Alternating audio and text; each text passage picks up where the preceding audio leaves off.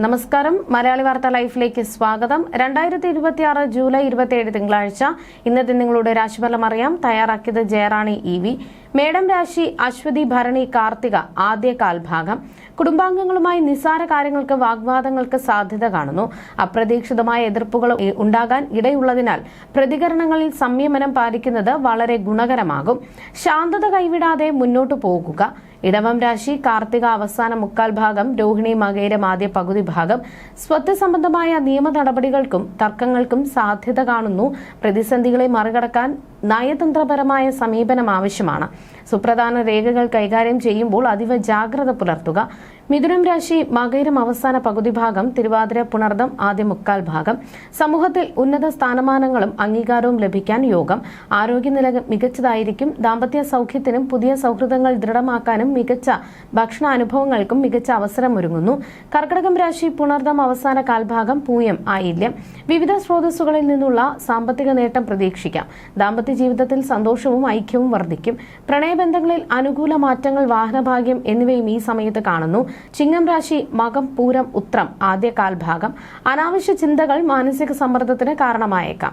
ചെറിയ കാര്യതടസ്സങ്ങൾക്കും അലച്ചിലിനും സാധ്യതയുള്ളതിനാൽ ആത്മവിശ്വാസം കൈവിടാതെ ഓരോ ചുവടും തികഞ്ഞ ശ്രദ്ധയോടെ മാത്രം മുന്നോട്ട് വയ്ക്കുക.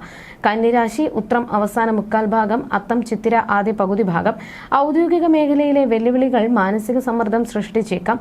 തലവേദന, നാഡീ സംബന്ധമായ ബുദ്ധിമുട്ടുകൾ എന്നിവയ്ക്ക് സാധ്യതയുള്ളതിനാൽ ആരോഗ്യകാര്യങ്ങളിലും വ്യക്തിബന്ധങ്ങളിലും കൂടുതൽ കരുതൽ നൽകുക. തുലാം രാശി ചിത്തിര അവസാന പകുതി ഭാഗം, ചോതി വിശാഖം ആദ്യ മുക്കാൽ ഭാഗം. സാമ്പത്തിക നേട്ടങ്ങൾക്കും പുതിയ ആഭരണങ്ങൾ സ്വന്തമാക്കാനും മികച്ച അവസരം. ജീവിത പങ്കാളിയുമൊത്തുള്ള സമയം ആനന്ദകരമാകും. വിശിഷ്ട വ്യക്തികളെ പരിചയപ്പെടാനും പ്രയോജനങ്ങൾ ലഭിക്കാനും യോഗം കാണുന്നു. വൃശ്ചികം രാശി വിശാഖം അവസാന കാൽഭാഗം, അനിഴം തൃക്കേട്ട. ആശയവിനിമയങ്ങളിൽ അതീവ ജാഗ്രത അനിവാര്യം. വാക്കേറ്റങ്ങളിൽ നിന്നും തർക്കങ്ങളിൽ നിന്നും വിട്ടുനിൽക്കുന്നത് വലിയ നഷ്ടങ്ങൾ ഒഴിവാക്കാൻ സഹായിക്കും. നിയമപരമായ പ്രശ്നങ്ങളെ കരുതലോടെ നേരിടുക.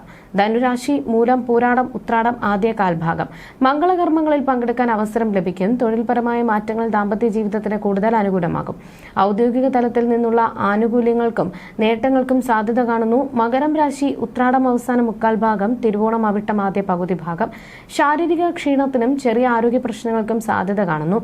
കാര്യതടസ്സങ്ങളെ അതിജീവിക്കാൻ കൃത്യമായ വിശ്രമവും മാനസിക ശാന്തത നിലനിർത്തുന്നതും ഈ സമയം ഗുണകരമാകും. കുംഭം രാശി അവിട്ടം അവസാന പകുതി ഭാഗം, ചതയം പൂരുരുട്ടാതി ആദ്യ മുക്കാൽ ഭാഗം.